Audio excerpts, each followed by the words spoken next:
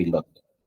O sea, seguimos con este tema de las pruebas piloto en estos temas de voto electrónico. Ya tuvimos pruebas piloto en todas las elecciones, inclusive en esta última elección que hubo de senadurías en Tamaulipas, que también ya platicamos, en varias casillas se implementó la figura del voto electrónico. Entonces, pues vamos a esperar seguramente para el 2024, no sé cómo vaya a quedar el plan B o el plan C, o quién sabe en el 2024 para qué plan estemos platicando, del D o del F. Ya me perdí cuántos planes hay, pero pues veremos en cuántas entidades federativas tendremos votos electrónicos ya en diversas elecciones, inclusive pues en la elección más importante en nuestro país, que será la elección presidencial, pues revisaremos, ¿no? Seguramente habrá urnas electrónicas y se va a implementar el voto electrónico, pero todavía como pruebas piloto. También acuérdense que para el 2024 y para este mismo 2023 en Coahuila y en el Estado de México, también vamos a tener esta figura de las personas que voten en prisión. Ya las personas que están en prisión sin sentencia definitiva, ya firmó un acuerdo el INE con el Instituto Estatal Electoral de Coahuila, y también ya firmó un acuerdo el Instituto Electoral del Estado de México con el INE para implementar el voto de las personas que se encuentren en prisión. Entonces ya va a ser completo, ya no va a ser prueba piloto. Ya todas las personas que están en prisión en el Estado de México y todas las personas que están en prisión en Coahuila van a poder votar. El voto es distinto, no se va a votar el día de la jornada electoral. Se van a tener un plazo, no recuerdo bien, pero más o menos entre una semana y 10 días.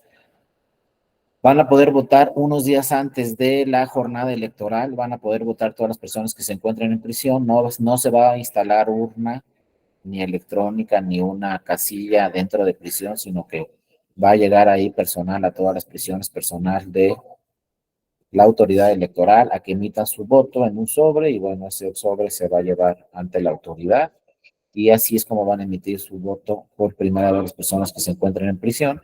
Y también ya se habla también del voto, no sé si se vaya a implementar en Estado de México, o sea, hasta el próximo año que se va a implementar el voto también de las personas que están enfermas o tienen alguna discapacidad y no van a poder salir de su casa el día de la elección. Entonces, todas estas personas también va a acudir la autoridad electoral a sus domicilios a que puedan emitir el voto, ¿no? Y contar con el voto de estas personas. Porque acuérdense, nunca pensamos también en todas las personas que están hospitalizadas el día de la jornada electoral o que están hospitalizadas, tienen ahí 2 semanas, 3 semanas, pues ¿qué pasa con su voto? Yo creo que también deberá implementarse ese voto para todas aquellas personas que están en algún lugar y no pueden emitir su voto el día de la jornada electoral en una casilla, pues puedan votar, ¿no? Con el apoyo de la autoridad electoral. Entonces, son nuevas formas de voto. También parece ser que ya el voto en el extranjero ya también va a ser. Acuérdense, se puede solicitar su credencial si tiene su credencial, pero ya en algunos consulados en el Estado de México, creo que entre ellos Los Ángeles y Chicago, por ahí, entre otros, van a poder votar presencial. Inclusive creo que en un consulado en Canadá, no me acuerdo si en la capital o en Toronto, algo así, van a poder también votar de forma presencial. Pues fíjense todas las posibilidades que está viendo el INE para que voten los extranjeros, para que voten las personas que están en prisión, para que voten personas con alguna discapacidad o personas enfermas, etcétera, ¿no? Y por otro lado, bueno, el tema de personas que se encuentran dentro de los pueblos o comunidades indígenas, ahí ya lo va a explicar muy bien el maestro Juan Carlos Silva, pero lo primero que tenemos que revisar siempre cuando hablemos de temas de pueblos o comunidades indígenas, pues tenemos que ver y revisar lo que también ya en muchos lugares hemos platicado, en muchas sesiones hemos platicado. El primer tema, el primero de la Constitución que ya hemos analizado, nos habla de que se tiene que proteger los derechos humanos de todas las personas y que las autoridades deben hacer una interpretación progresiva. Es decir, cuando se tenga la duda se proteger el derecho humano o no, hay que protegerlo. Acuérdense que el primero de la Constitución, cuando nos habla de derechos humanos, pues automáticamente está incorporando derechos fundamentales y automáticamente se está hablando de derechos políticos. Cuando se toca la palabra en el primero de la Constitución, derechos humanos, que ustedes me van a decir, pues están desde siempre, pues sí, los derechos humanos, como ya hemos platicado, están desde siempre ahí plasmados en la Constitución, pero fue hasta 2011 donde apareció ahí ya la palabra clara de derechos humanos.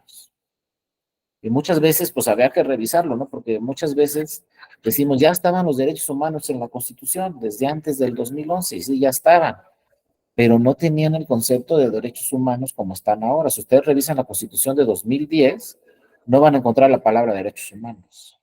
Van a encontrar la palabra garantías individuales, sociales, por ahí derechos políticos, etcétera, civiles, lo que ustedes quieran, pero no van a encontrar la palabra derechos humanos. Los incorpora en el 2011, ya así textual, literal, valga la redundancia, literalmente se dice derechos humanos. Y entonces al hablar el primero de la Constitución de la protección de los derechos humanos que tienen que hacer todas las autoridades, absolutamente todas, ojo, no solamente los tribunales, cuando se habla de protección de derechos humanos de todas las autoridades, entonces eso quiere decir también, pues que dentro de estos derechos humanos tenemos los derechos fundamentales, que ya lo platicamos, derechos humanos son universales inherentes al hombre, los derechos fundamentales son los que ya están plasmados en la Constitución y en los tratados internacionales, obligatorios para México, esos son los fundamentales.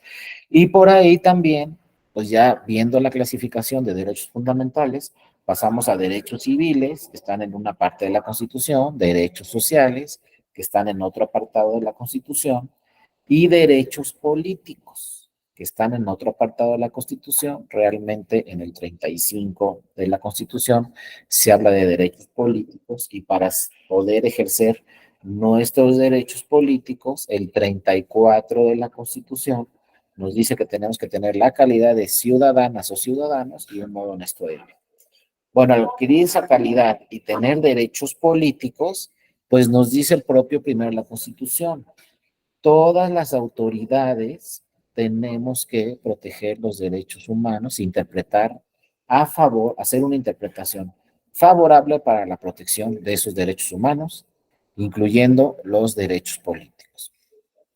Muy bien, pero si luego revisamos el segundo de la Constitución, el segundo de la Constitución es el texto constitucional que nos habla de pueblos y comunidades indígenas, que nos habla de que los pueblos y comunidades indígenas tienen sus sistemas normativos internos, tienen sus, lo que antes le llamábamos, o lo podemos decir todavía en un término coloquial, usos y costumbres, ¿no? Sistemas normativos internos es que tienen sus propios usos y costumbres cada una de las comunidades indígenas que hay en el país. Y si nos ponemos a pensar cuántas hay, pues muchísimas. Simplemente nos vamos al estado de Oaxaca y ahí pues muchísimos municipios se rigen bajo sistemas internos, ¿no? Sistemas propios, usos y costumbres dentro de sus comunidades. Lo que ahora dice la Constitución en el artículo segundo, sistemas normativos internos. ¿Eso qué quiere decir? Pues que tienen sus propios usos y costumbres. Y esos usos y costumbres que tienen cada comunidad, pues en esos usos y costumbres vienen también sus elecciones. Ellos organizan sus propias elecciones, forman una asamblea y esa asamblea que tienen cada una de estas comunidades, pues organizan sus propias elecciones. Y puede ser, hay elecciones todavía en diversas comunidades indígenas, por ejemplo, que son a mano alzada. Ahí levantan la mano y votan en sus propias asambleas. Pero aquí donde empiezan las impugnaciones y donde empiezan los problemas muchas veces en esas comunidades indígenas es quién integra la asamblea. Y entonces, pues de acuerdo a sus sistemas normativos internos, pues ¿quién integra la asamblea? Pues ahí un dirigente, un presidente o como le denominen ellos específicamente, a esa persona va a presidir esta asamblea y luego van a elegir de acuerdo a sus usos y costumbres, a sus sistemas normativos internos, quiénes son todas esas personas que van a integrar esas asambleas y que van a organizar sus procedimientos de elecciones. Pero bueno, aquí viene el tema. El primero nos dice derechos humanos hay que protegerlos. Pero yo les pregunto, si en una asamblea, en una comunidad indígena, puede hacer que no se proteja algún derecho humano, en este caso algún derecho político. Pero la libre autodeterminación de los pueblos y comunidades indígenas, fíjense lo que les voy a decir, es un principio constitucional. Libre autodeterminación de los pueblos y comunidades indígenas está, como ya lo platicamos, en el segundo de la Constitución. Entonces es un principio constitucional, pero también podemos llamar a la libre autodeterminación quizá como una restricción constitucional de algunos derechos.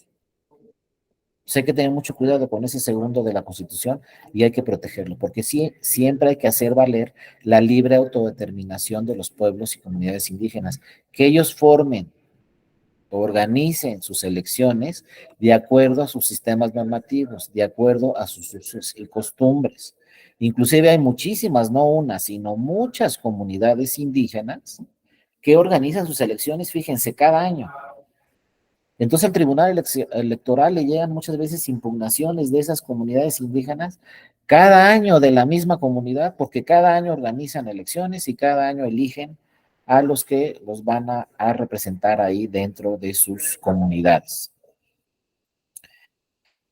Entonces, por ejemplo, eso es otro dato, la Sala Regional Jalapa, que es la que le corresponde resolver asuntos de municipales o de comunidades indígenas en todo el sur. La Sala Regional Jalapa le corresponde Yucatán, Quintana Roo, Chiapas, Tabasco, Veracruz, todos los estados del sur le corresponden a la Sala Regional Jalapa. Pues imagínense cuántos casos llegan de comunidades indígenas y simple y sencillamente en Oaxaca, pues hay muchísimos municipios. Oaxaca tiene más 417, de doctor. 500 municipios y dentro de esos más de 500 municipios, en Oaxaca, pues tenemos muchísimos. Y todos esos asuntos llegan a la competencia de la Sala Regional Jalapa. Pues obviamente la Sala Regional Jalapa por mucho es la sala que tiene más asuntos que resolver, que como dice aquí muy bien hoy, 575 municipios. Y luego nos dice también muy bien Cristian, 400 municipios, 417 municipios se rigen por sistemas normativos internos. Entonces imagínense nada más el potencial, se pueden impugnar los 417 municipios, ¿no? Como nos dice muy bien el compañero, y de esos 400 municipios, 417 municipios, pues pueden impugnarse 400, 300, y cuántos de esos habrá que hacer una revisión, que la verdad yo no tengo el dato, pero cuántos de esos municipios, pues, tienen elecciones cada año. Y entonces todos los asuntos de Oaxaca le llegan a la Sala Regional Jalapa, todos los de Chiapas, todos los de Quintana Roo, todos los de Veracruz. Entonces, obviamente, cuando se ven las estadísticas, pues la Sala Regional Jalapa es la que tiene mucho más asuntos que las demás salas, porque llegan los de elecciones comunes, ¿no? Elecciones conforme a la ley, conforme al régimen constitucional, y también llegan elecciones de sistemas normativos internos. Aquí nos dice Noel, yo vivo en Oaxaca y hay comunidades que cada año eligen a sus autoridades. ¿Ven? Exactamente lo que les estoy diciendo, no los confirma Noel y entonces se pueden impugnar. Pero a ver, yo insisto, la libre autodeterminación de que los pueblos y comunidades indígenas decidan cuál sea su forma de elegir y quiénes los van a representar, un año, 2 años, 3 años, lo que sea, yo creo que está bien y es un principio constitucional en México que tenemos que respetar la libre autodeterminación de estos pueblos y comunidades indígenas. Acuérdense que un pueblo, pues son toda la comunidad indígena y un pueblo se puede dividir en diversas comunidades, es decir, un pueblo indígena que tiene una lengua, pues puede estar en varios estados. Y en cada estado donde esté, pues va a haber una comunidad de ese pueblo indígena, con su propia lengua, ¿no? La que ellos tengan. Bueno, El problema es que nos dice la Constitución, libre autodeterminación de los pueblos y comunidades indígenas. Pero luego el primero, están juntos además, o sea, los dos artículos, el uno y luego el dos. Y el uno nos dice, debes de proteger derechos humanos. Y es aquí donde empiezan las discusiones, porque yo les pregunto, si, por ejemplo, los primeros casos que llegaron aquí, que ya luego hemos tenido muchísimos casos muy interesantes, ya los van a ver con el maestro Juan Carlos. Sí, adelante, Noel. Buenas noches, te escuchamos. Buenas noches a todos. Sí, sí, profesor. De hecho, incluso ya la Suprema Corte resolvió un amparo en donde determina que la jurisdicción especializada indígena debe de ceder al principio de legalidad establecido en la Constitución con base en el artículo primero de la Constitución.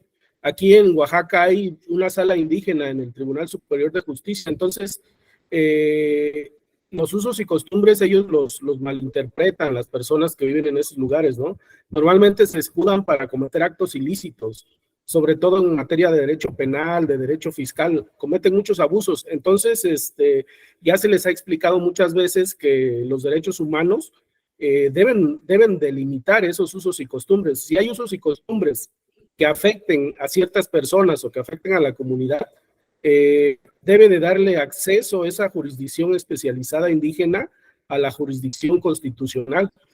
Ya lo estableció en una sentencia de un juicio de amparo la Suprema Corte de Justicia. Se lo comento porque hace como 15 días contestamos un JDCI ante el Tribunal Estatal y ellos estaban argumentando esas situaciones, ¿no? Al final de cuentas, pues se sobreseyó el juicio porque pues estaban cometiendo actos ilícitos en esos usos y costumbres. ¿Es cuánto, profesor? No, muchas gracias, Noel, por tu participación, muy interesante. Y tocas un tema central, que señalaba, fíjense, como lo dice muy bien Noel, en Oaxaca, pues se creó de plano ya una sala para resolver temas de comunidades indígenas. Ya el Tribunal Superior de Justicia tiene una sala especializada para ese tema, y eso deberían de hacer otros estados, no debería quedar solo en Oaxaca, sino también en otros estados donde la comunidad indígena tiene una gran participación. El otro tema que toca muy bien Noel es justamente al que nos íbamos a centrar, ¿no? Yo les pregunto, bueno, son usos y costumbres, libre autodeterminación, tienen sus propios sistemas normativos internos, pero a ver si ahí en esa comunidad la costumbre es que no voten las mujeres, o como nos dice aquí un compañero también, hay agencias municipales también muy importantes, pues nos dice Cristian, no solo hay elecciones de municipios, sino también hay elecciones de agencias municipales y también llegan a su impugnación, exactamente. Muy bien, Cristian. Entonces les decía, si no dejan votar a las mujeres, pero durante, ¿qué les digo? Siglos, no han dejado votar a las mujeres. Y llega una mujer a un tribunal y le dice, oye, tribunal, quiero que participe, quiero participar, quiero votar. Así empezamos, ¿no? No pueden votar las mujeres. Ya después nos vamos a otro ejemplo de que si la mujer puede integrar o no una asamblea para tomar decisiones.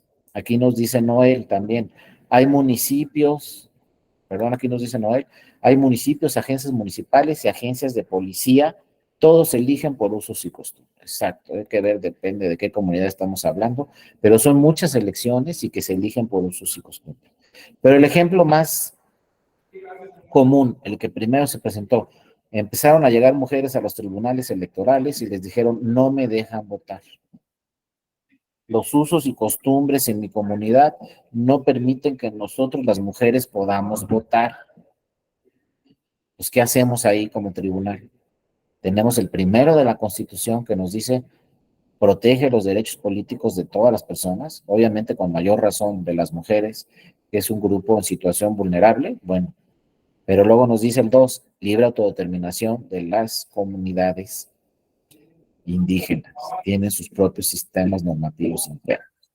Entonces, fíjense, hay dos posibilidades. Yo sé ustedes lo que están pensando, quizá, si son magistradas o magistrados, ¿no? Hay que proteger el derecho político de esa persona. En este caso, hay que proteger el derecho político de esa mujer que quiera acudir y votar para elegir a los que van a integrar la asamblea en esa comunidad. Entonces, de entrada dicen, tenemos los dos, libre autodeterminación, pero vamos a tener que ponderar. Y acuérdense, cuando se ponderan dos normas de la Constitución, pues no es cualquier cosa. Estamos hablando no de una ley frente a la Constitución, como ya hemos visto esos temas. Cuando estamos en una ley frente a la Constitución, lo que tenemos que aplicar directamente es la Constitución. Cuando se enfrenta una ley a los tratados internacionales, lo que tenemos que aplicar directamente es la Constitución. Luego ya hemos platicado, acuérdense, platicamos del 130 de símbolos y propaganda religiosa. Cuando se enfrenta una norma constitucional frente a un tratado internacional, lo que hay que aplicar es la norma constitucional, porque como lo platicamos, el tratado internacional no sabe cuál es la historia de nuestro país. Y si está ese 130 en la Constitución, es por razones históricas que el tratado internacional no conoce. Entonces hay que aplicar la Constitución. Y bueno, se aplica la Constitución cuando hay restricciones constitucionales. Aquí nos dice Cristian también, ¿no? A partir de la reforma 2014 de la Constitución, el Congreso del Estado de Oaxaca ha reformado la Constitución de que en los municipios de sistemas normativos internos debe de aplicar la paridad de género, así como el principio de progresividad, ambos temas constitucionales y muy importantes, y el Instituto Electoral Estatal ha exhortado a las autoridades de sistemas normativos internos a aplicar esos principios para poder validar su elección.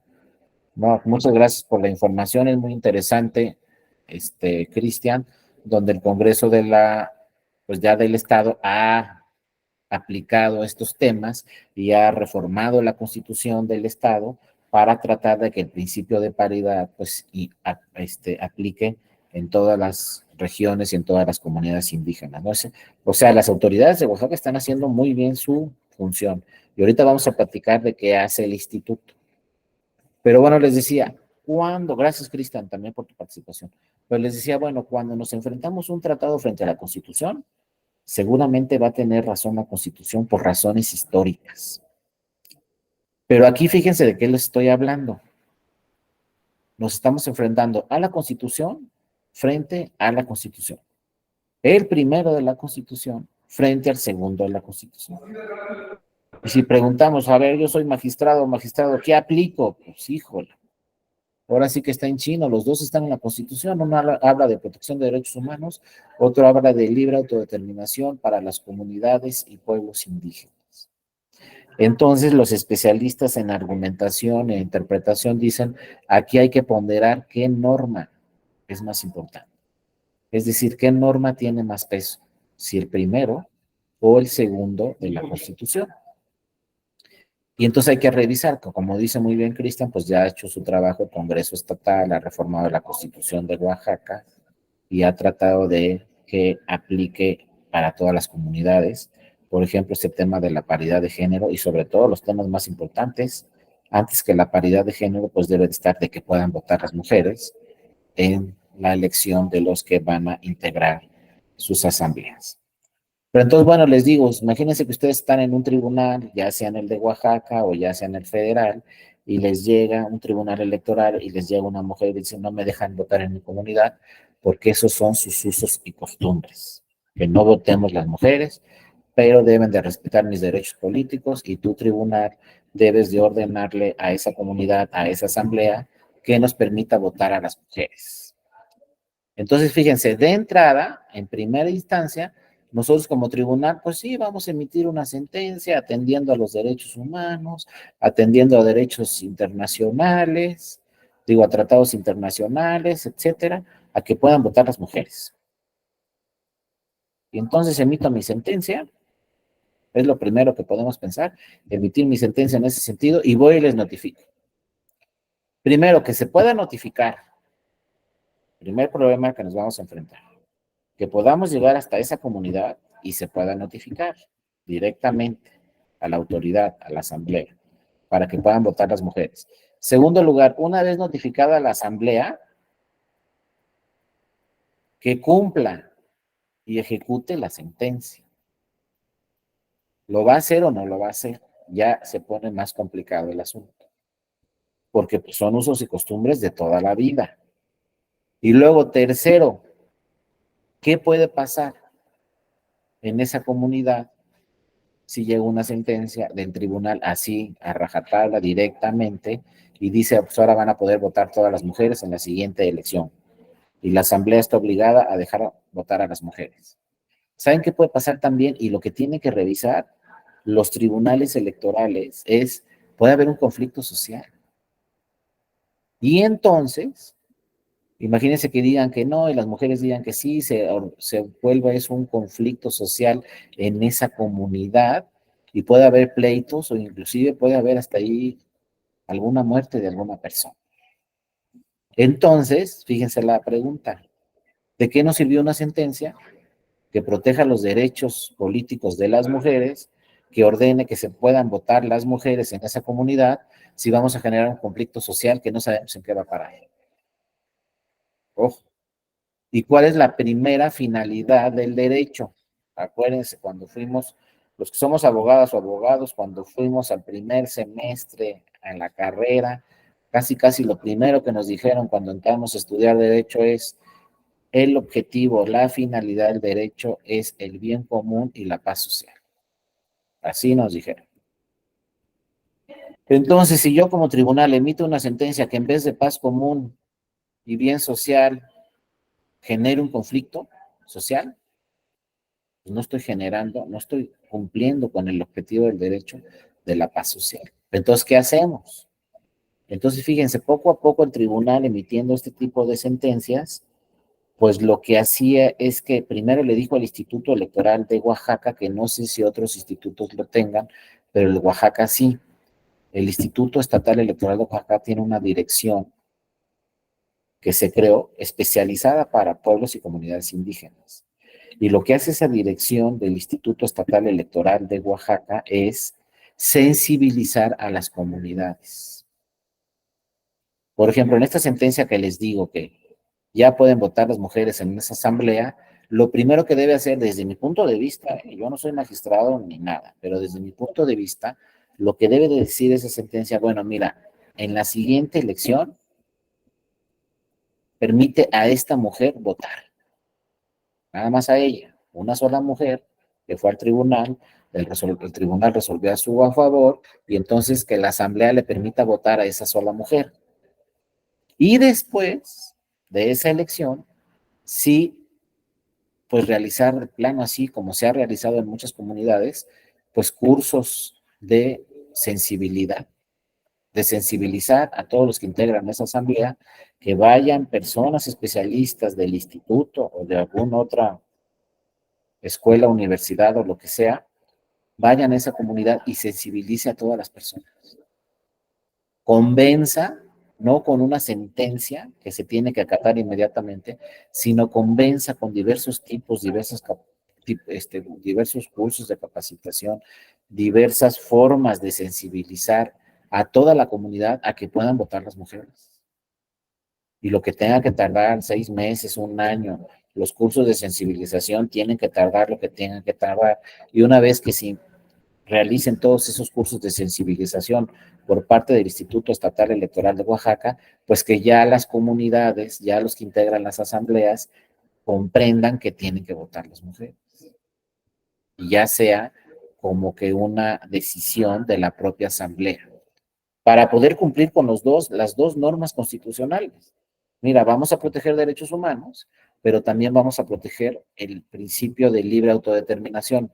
¿Cómo lo vamos a proteger para que no se vulneren derechos humanos? Que la propia asamblea lo decida. Si la propia asamblea decide que ya pueden votar las mujeres, no se está vulnerando su libre autodeterminación, porque ellos lo decidieron. Pero para que ellos lo decidan, pues necesitamos muchos cursos de sensibilidad. Y en algunos casos se va a lograr, en otros casos no se va a lograr. Pero lo peor que podría provocar un tribunal es que no haya bien común y paz social y que se genere ahí un conflicto. Y quién sabe hasta dónde pueda llegar ese conflicto.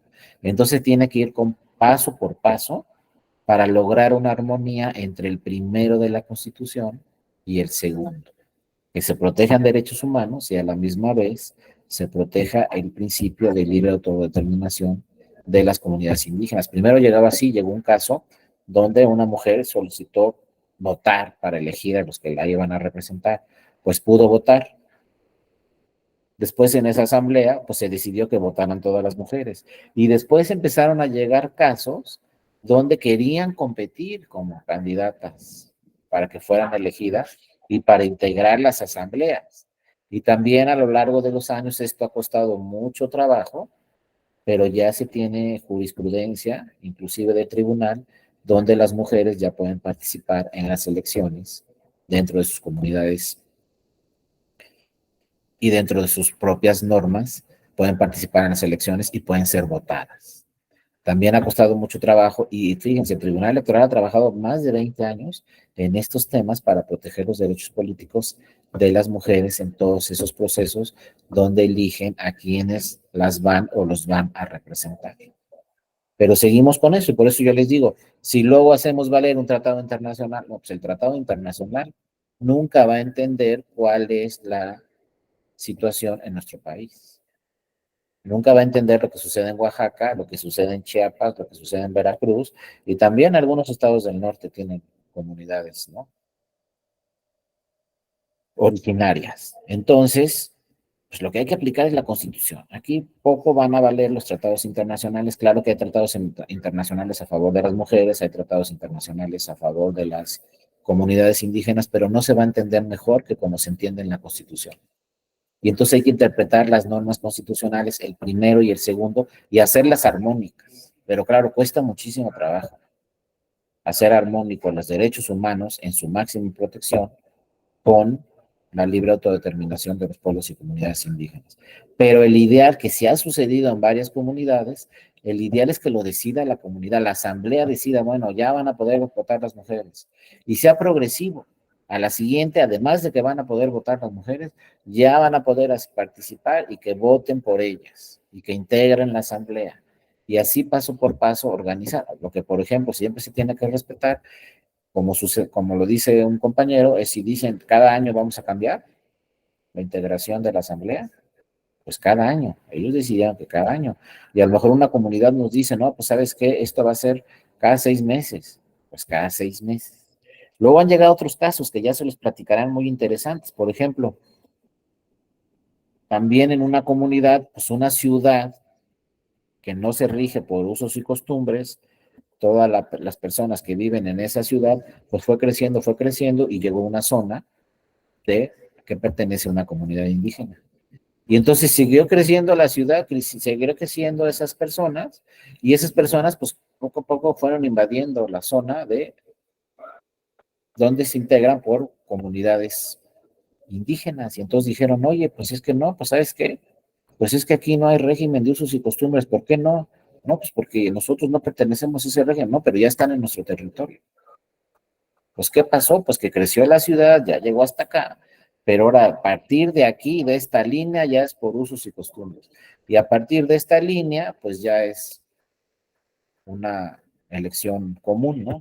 Conforme a lo que señala la legislación de esa entidad federativa. Entonces han llegado casos así, donde se tiene que hacer los lineamientos y se tiene que decir, bueno, se rige por usos y costumbres hasta aquí y no se rige por usos y costumbres hasta acá, y otros temas muy interesantes, pero sobre todo, como les digo, en el Tribunal Electoral empezamos con el tema de las mujeres que empezaron a llegar al tribunal y empezaron a decir al tribunal, oye, yo quiero votar en mi comunidad.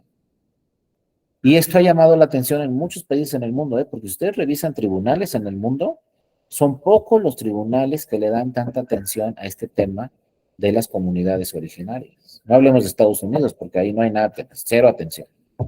No hablemos de Canadá, porque muy pocos asuntos llegan a los tribunales y en muy pocos asuntos en Canadá se protegen a los pueblos originarios. En México, en materia electoral, pues tenemos jurisprudencias de prácticamente la creación del tribunal. En 97 empezaron jurisprudencias, en el 2000 muchísimas jurisprudencias, 2003, 2006, ya verán todos esos casos con el maestro Juan Carlos Silva, pero tenemos muchísimos asuntos de comunidades indígenas, muchísimos casos donde alguna parte de la comunidad indígena quería que el sistema siguiera usos y costumbres y alguna otra parte de la comunidad indígena decía, no, ya vámonos a las elecciones constitucionales, como les dice, conforme a la ley. Entonces teníamos las dos partes y cómo se iba a hacer, y luego qué autoridades tendrían que vigilar esos temas. Hay muchos casos. Les digo, no me quiero meter mucho porque todo se los voy a platicar en su presentación el maestro Juan Carlos, y ahí les va a dejar la presentación también, seguramente para que la puedan analizar y escuchar. Pero tenemos muchos casos así. Entonces, esto fue generando tanto interés por los pueblos y comunidades indígenas que posteriormente pues, se creó esto que ya conocen ustedes muy bien, la Defensoría para la Atención a Pueblos y Comunidades Indígenas en el 2016.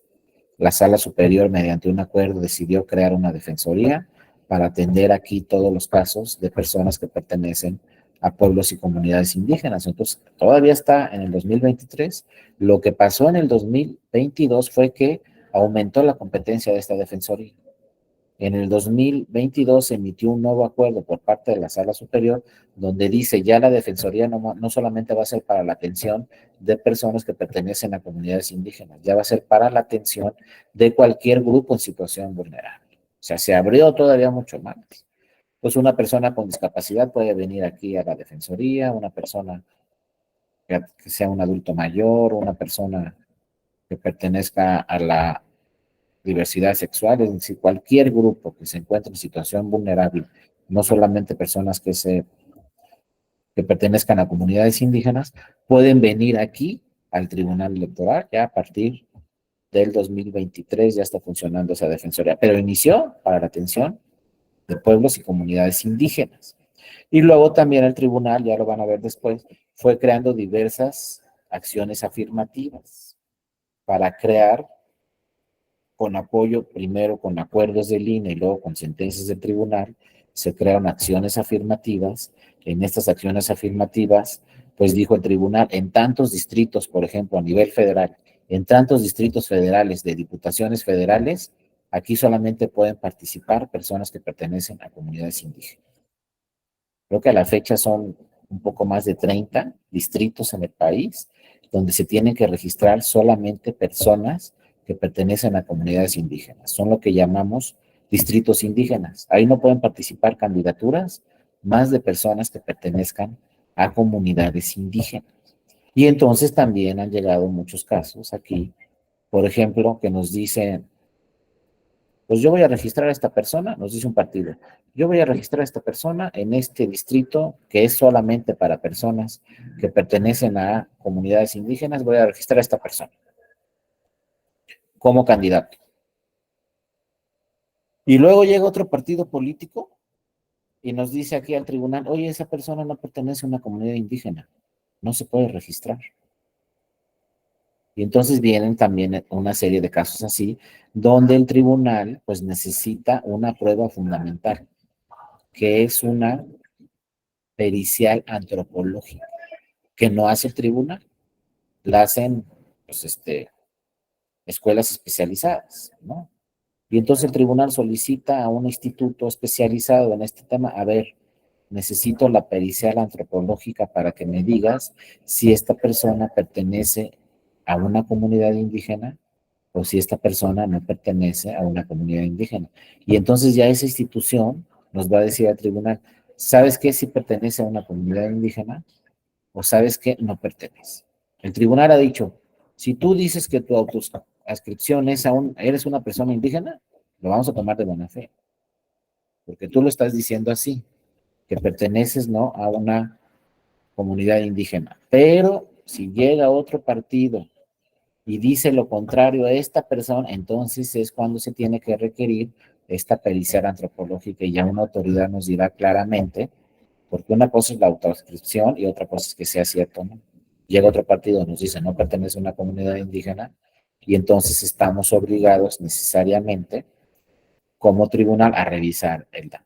Ya nos dirá la autoridad, si pertenece, entonces se puede registrar en ese distrito que solamente es para personas o comunidades indígenas, o no se puede registrar porque no pertenece a una comunidad indígena y ¿sabes qué? La tienes o lo tienes que sustituir. Y acuérdense que en diputaciones federales, pues es tanto el propietario y el suplente o la propietaria y el suplente. Ambos tienen que pertenecer a esas comunidades indígenas. El Tribunal Electoral ha trabajado mucho en esas acciones afirmativas. Pero luego la otra historia es que ahora, con el plan B, se dice, fíjense, no solamente de comunidades indígenas, sino de todos los grupos en situación vulnerable, que todos de alguna forma tienen acciones afirmativas, las personas con otra orientación sexual tienen acciones afirmativas, ¿no? También las personas con discapacidad tienen acciones afirmativas para que los partidos políticos tengan que cumplir con cuotas y registrarlos. Pues bueno, viene el plan B. Ahorita, por ejemplo, hay 50 espacios en la Cámara de Diputados, más o menos, no estoy seguro, pero como 50 espacios para acciones afirmativas, para personas que pertenecen a un grupo vulnerable, como pueden ser, ya lo platicamos, ¿no? Indígenas, personas con diferente orientación sexual, etcétera. Y entonces, bueno, viene la reforma electoral, se decreta el 2 de marzo este plan B, y resulta que este plan B nos dice, ya nomás pueden ser 25. Entonces, imagínense, teníamos más de 25 solamente para personas que pertenecen a comunidades indígenas. Ahora nos dice el plan B, en total, nada más puede haber 25 espacios para acciones afirmativas. Y luego ya viene por ahí otro problema, ¿no? Que se va a revisar mañana. Hay una nueva iniciativa de ley donde se pretende, que mañana se va a discutir, donde se pretende reformar la Constitución para que el Tribunal Electoral ya no tenga tantas atribuciones para ordenar estas acciones afirmativas. O sea, esa nueva iniciativa de ley que mañana se va a discutir, insisto, está quitándole atribuciones al tribunal para crear acciones afirmativas.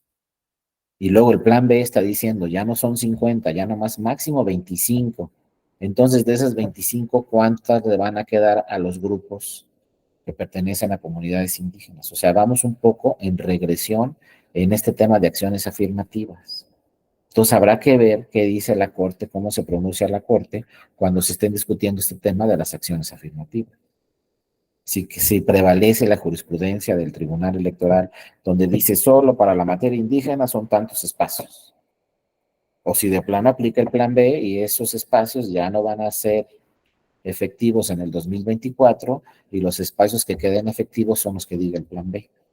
Y si luego mañana, si ponen atención por ahí en las noticias en la noche, vamos a saber quizá si se presentó esta iniciativa en la Cámara de Diputados de una reforma constitucional donde se está diciendo que el Tribunal Electoral no tenga tantas atribuciones para estas acciones afirmativas. Se dice que el tribunal debe de interpretar literalmente la ley y no hacer interpretaciones constitucionales. Está ahí, ¿no? Quizás se presente mañana, quizá no, pero si se presenta mañana y se aprueba por todos los partidos, porque, ojo, es una reforma constitucional, no alcanza solamente por Morena, necesitamos también al PAN, también al PRI, también al PRD, pero si se aprueba por todos los partidos, pues va a perder atribuciones el Tribunal Electoral y también estas acciones afirmativas. Eso es por un lado, y por otro lado, esperar qué nos dice el plan B, pero si queda vigente el plan B, pues nada, van a ser nada más 25. Entonces, de esas 25, ¿cuántas le van a quedar a las en diputaciones federales? Y eso seguramente va a aplicar también en las entidades federales. Pero les digo, el tribunal ha trabajado 25 años con acciones afirmativas para grupos y comunidades indígenas. Una jurisprudencia que seguramente la van a ver después, pero que llamó muchísimo la atención en todo el mundo, fue cuando hace algunos años el Tribunal Electoral dijo, cuando venga y promueva una demanda una persona que pertenece a una comunidad indígena, la suplencia de la deficiencia de la queja será total. ¿Qué quiere decir eso? Que en todo lo que se equivoque esa persona, el tribunal va a suplir todas esas deficiencias.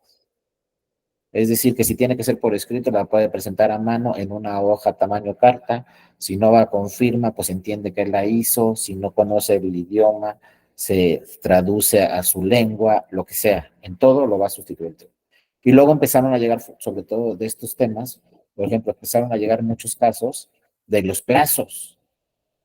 Si ustedes leen la Ley General del Sistema de Medios de Impugnación, se dice, tienes 4 días para promover tu demanda.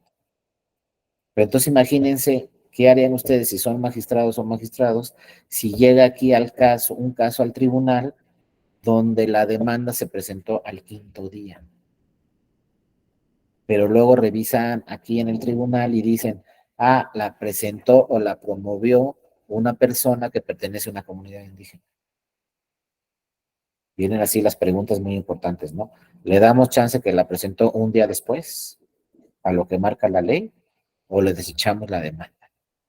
Porque la ley es muy clara y dice 4 días de 24 horas, o sea, días completos, pero solamente 4 días. ¿Qué hacemos? ¿Le recibimos la demanda al quinto día por tratarse de una persona que pertenece a una comunidad indígena o no? Y bueno, en esos casos, pues siempre, ojo, siempre hay que revisar el caso concreto. ¿Qué pasó?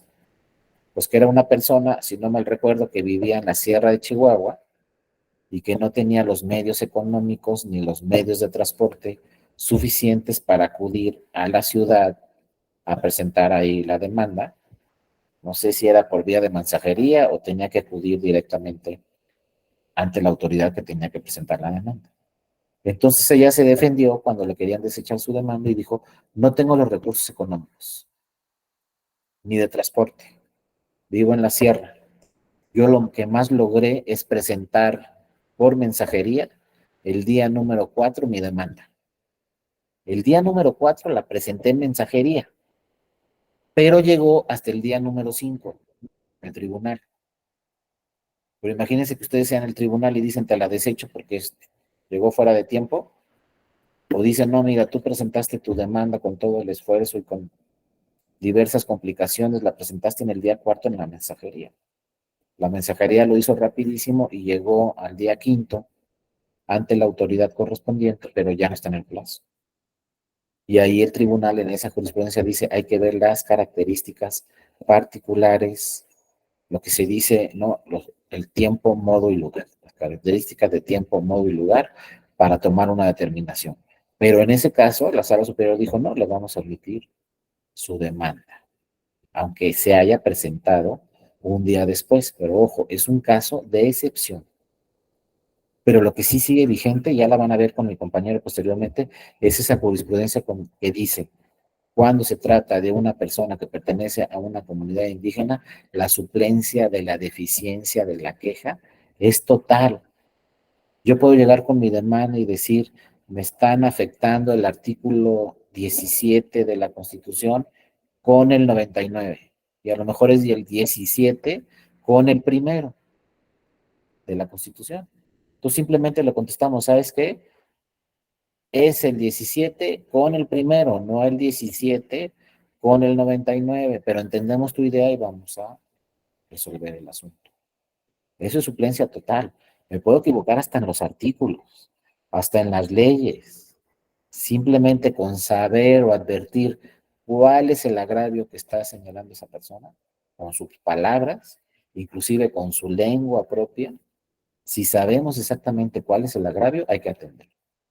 Como venga la demanda, ¿no? Y si necesita ahí un traductor, pues va a estar ahí listo el traductor. Pues para eso está la Defensoría. Ahorita se está trabajando en una convocatoria para integrar más defensoras y defensores, porque ahora no solo se trata de pueblos y comunidades indígenas, se trata de cualquier grupo en una situación vulnerable. Pero hay muchísimos casos, hay muchísima jurisprudencia. El primer grupo vulnerable que estuvo trabajando mucho tiempo el tribunal fue el tema de pueblos y comunidades indígenas, aunque algunos académicos señalan que ese las personas indígenas no están dentro de un grupo vulnerable. Y se atiende también muy bien esa idea, esté dentro de un grupo vulnerable o no se entienda como un grupo indígena dentro de un grupo vulnerable, si no es un grupo originario, pero no por eso tiene que ser o estar en situación vulnerable, pues de cualquier forma hay que dictar acciones afirmativas y hay que dictar jurisprudencia favorable a todo este tipo de personas y que cada vez en más asambleas pues se vea la participación de todos los grupos y en las votaciones o en las elecciones pues se atiendan todas las manifestaciones de todas las personas.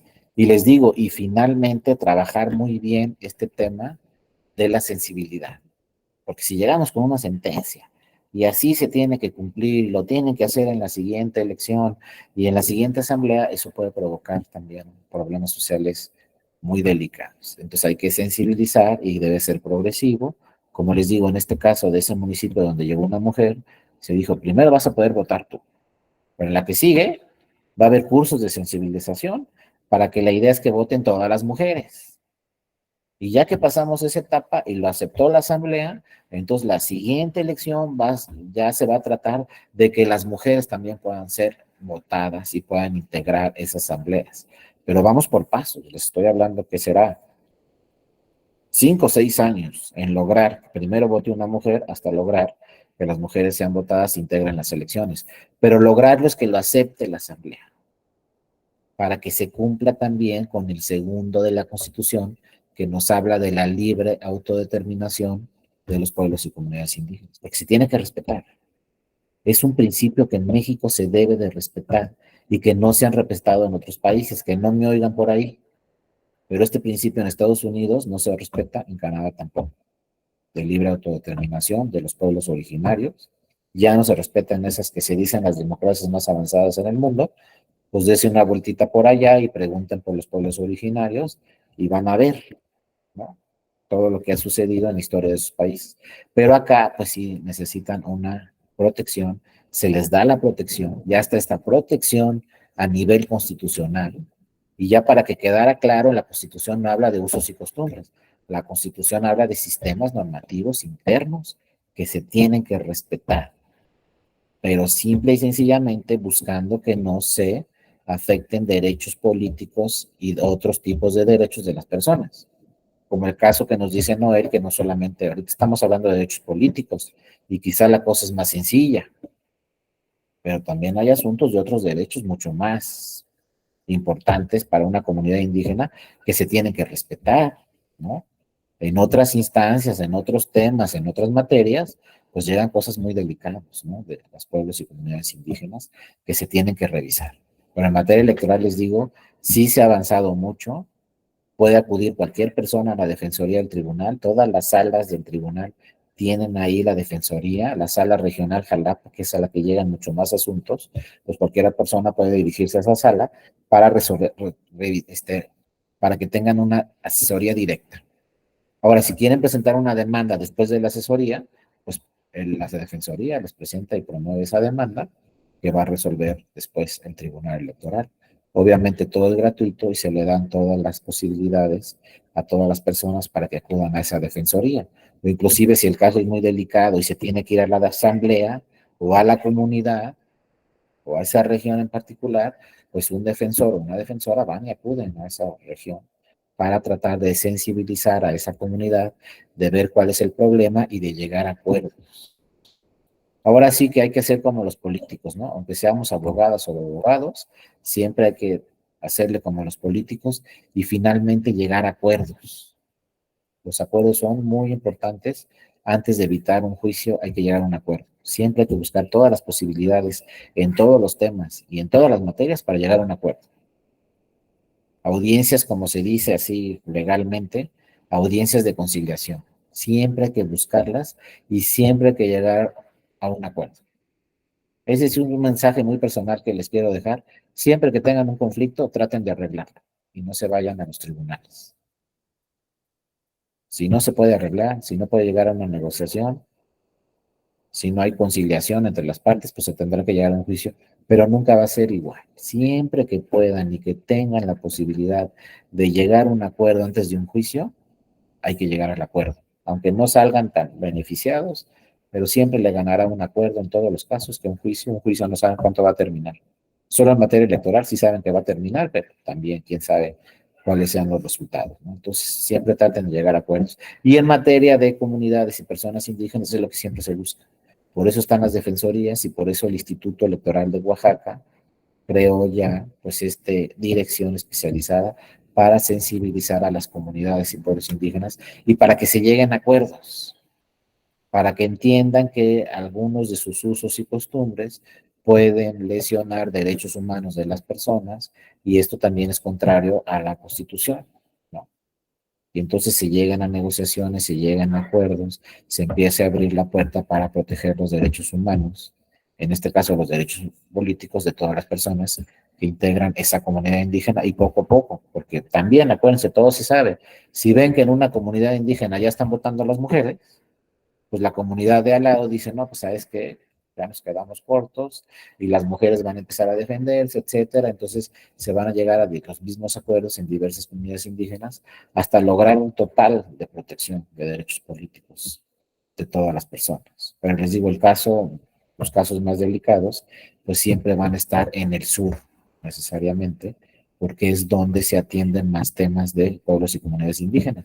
Simplemente estos distritos indígenas que participan solamente personas que pertenezcan a comunidades indígenas como candidaturas, pues viene de la base de que en ese distrito tiene que haber por lo menos 60% de la población que pertenezca a comunidades indígenas. Si en ese distrito se advirtió que el 60% de la población forma parte de comunidades indígenas, entonces es un distrito indígena. Y por lo tanto, ahí solo pueden participar candidaturas de personas que pertenezcan a comunidades indígenas.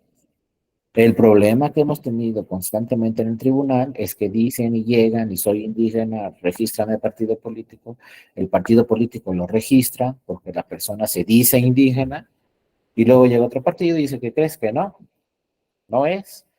Entonces, niega su registro y vienen los problemas ante el tribunal y el tribunal pues tiene que revisar solicitando una pericial antropológica a la autoridad correspondiente para que nos diga, ¿esta persona pertenece a una comunidad indígena o no pertenece? Y ya nos dirá la autoridad y entonces se registra o no.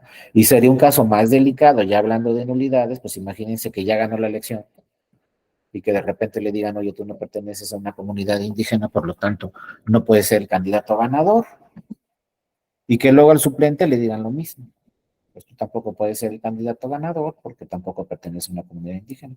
Y como es diputaciones federales y solo participa una fórmula, pues se tendría que anular la elección de ese distrito indígena porque las candidaturas ganadoras no pertenecen a una comunidad. Hasta allá se puede llegar, ¿no? Les digo, no me quiero meter en el tema de mi compañero, que seguramente lo van a ver después, pero hay muchísimos casos que van a revisar, van a haber sentencias desde el 2000 hasta la fecha, donde han llegado muchísimos casos a los tribunales, primero estatales y luego al Tribunal Electoral Federal.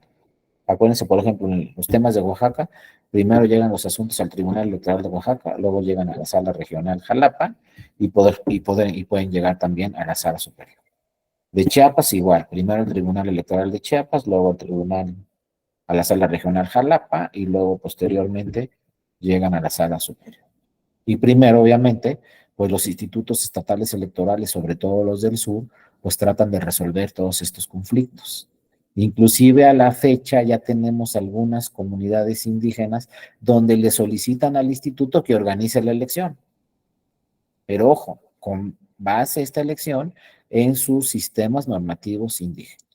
Dice, mira, estos son nuestros sistemas, estas son nuestras normas, estos son nuestros usos y costumbres, pero te solicitamos que tú organices la elección. Entonces también, fíjense, es una figura muy interesante y una figura que puede ser así hasta idónea, ¿no? Pues, oye, pues quiero que me organice la elección el instituto, pero el instituto me va a organizar la elección conforme a mis sistemas normativos internos. Y se puede dar el caso y entonces ya están las dos autoridades, tanto la asamblea trabajando en colaboración con el instituto. Y la asamblea está de acuerdo, el instituto está de acuerdo, se protegen derechos humanos y también se protege la libre autodeterminación. Porque si llega un extranjero y lee la Constitución, ya en el artículo 2 va a decir qué pasó aquí. Fíjense, ya en el 2. Porque primero lee el primero, derechos humanos, no sé cuánto, protección, interpretación favorable, interpretación progresiva, todo lo que hemos... Y luego lee el 2, libre autodeterminación de los pueblos y comunidades indígenas. Se tienen que respetar sus sistemas normativos internos. Pero entonces la primera pregunta que se haría a un extranjero, bueno, ¿y si hay violación a algún derecho humano en estos sistemas normativos internos? ¿Qué hacemos? ¿Aplicamos el 2 o aplicamos el primero de la Constitución? Y ya si es muy especialista y sabe de argumentación e interpretación, pues dice, pues hay que ponderar las dos normas. Porque ninguna autoridad puede decir no vale el 2. Ninguna autoridad puede decir no vale el 1. Porque los dos están en la Constitución. Los dos valen y los dos siempre van a valer. Y para que no tenga validez uno de esos dos artículos, tenemos que hacer una reforma constitucional. Nada de que la Corte dijo que el 2 no tiene validez, eso no lo puede hacer la Corte. la única autoridad que puede cambiar la disposición de un artículo constitucional, como ya lo hemos platicado, es el poder reformador permanente, o sea, mayoría de senadurías, mayoría de diputaciones federales y mayoría de congresos locales. Nadie más puede modificar la Constitución. Se necesitan todo el poder legislativo, todo, Senado de la República, Cámara de Diputados y Diputados y mayoría de congresos locales. Entonces nadie puede decir es que el 2 no vale. Y nadie puede decir es que el 1 no vale. Los dos valen, los dos tienen la misma jerarquía. Y hay que ponderar, pues cuál pesa más para resolver este caso. Y punto, pero no lo vamos a modificar. Y desde mi punto de vista muy particular, yo creo que debe seguir ahí ese principio de libre autodeterminación de los pueblos y comunidades indígenas, debe seguir vigente ese 2 de la Constitución, aunque no le parezca a muchos que se dedican al derecho internacional. Desde mi punto de vista se tiene que respetar la libre autodeterminación, pero también se tiene que respetar la protección de los derechos humanos que pertenecen a todas esas comunidades. Pues más o menos de eso van a platicar posteriormente en las siguientes sesiones. Y pues no crean que se van a salvar de mí, ¿eh? Todavía después de esta semana queda otra. Ahí no sé qué va a hacer aquí nuestra directora de la Escuela Judicial Electoral, porque bueno, viene la Semana Santa, no sé si ya les dieron indicaciones o se las van a dar, pero queda todavía una semana, además de esta, no sé si en la Semana Santa va a haber algunos días que no haya clases, ya lo veremos posteriormente o ya se los dirán ustedes, pero seguramente todavía nos vamos a ver en 2 o 3 sesiones. Esta fue sesión sorpresa porque, bueno, tuvo un problema ahí mi compañero, que ojalá lo solucione y no haya ningún otro problema, y después seguramente atenderá estos temas de sistemas normativos internos relacionados con la nulidad de una elección o con el voto de las personas o los derechos a ser votadas de las personas que pertenecen a comunidades indígenas. Pero bueno, compañeras y compañeros, ya no los quiero cansar, ya les eché un rollazo ahí, luego sin presentación, no me pueden pedir ni la presentación porque cuál, esa la tiene mi compañero y se las va a presentar posteriormente. Pero si no tuvieran alguna duda, alguna otra participación, pues les agradezco mucho su paciencia porque nos estuvieron esperando aquí 20 minutos, 25 minutos, pero bueno, finalmente estuvimos un rato platicando, espero haya sido de interés esta plática y cualquier cosa ya lo saben, no se los tengo que repetir, ya seguramente todas y todas tienen mi correo electrónico. Cualquier duda ya saben, no es en este diplomado, es siempre cuando tengan alguna duda. No sé si la vamos a aclarar o no, pero con todo gusto estoy a sus órdenes en mi correo electrónico. Que tengan una excelente noche y seguramente les digo, todavía en este diplomado nos vamos a ver en algunas otras sesiones. Pero bueno, por lo pronto les deseo que tengan una excelente noche. Muchas gracias por su atención y nos vemos a la próxima. Les mando un fuerte abrazo a todas y a todos. Cuídense mucho. Hasta luego, que estén muy bien. Un abrazo. Nos vemos y gracias por su interés y participaciones. Gracias, Miguel, Noel, Luego, Guillermo, doctor. Cristian, Selene, muchas gracias, Eduardo, Mariana. Doctor, buenas noches. Gracias, Raúl, Cristian, por tus participaciones. Gracias, Mariana. Cuídense mucho, hasta luego. Noel, un abrazo. Hasta luego, doctor. Hasta luego. Enrique, un abrazo, hasta luego. Gracias, Inge, nos vemos en la que sigue.